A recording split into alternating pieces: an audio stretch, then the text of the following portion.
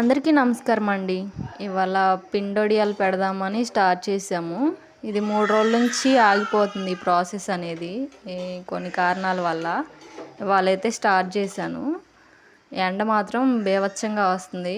నాకు తెలిసైతే వాళ్ళకి ఎండిపోతాయి. అయితే ఇది చేసేటప్పుడు వడియాలు పెట్టేటప్పుడు మాత్రం నాకు స్కూల్ టైంలో జరిగింది ఒకటి గుర్తొస్తుందండి. ఏంటంటే బయాలజీ క్లాస్లో ఒక సబ్జెక్టు చెప్తుంటే మా టీచరు అమీబా గీయమని చెప్పారు. నీట్గా గీయండి అని చెప్తే నేను మా ఫ్రెండ్ గీసాము. మా ఫ్రెండ్ ఎలా పడితే అలా గీసింది. నేను నీట్గా గీసాను. ఇద్దరికీ ఒకే మార్క్స్ వేసింది. టీచర్ని క్లాస్ అయిపోయాక అడిగితే ఏంటి మేడం తనది బాగలేదుగా ఎందుకు అలా వేసారు మార్క్స్ అంటే, అరే అది అమీబారా, షేప్లెస్, అది ఎలా గీసినా అమీబానే అంటారు అని అన్నది.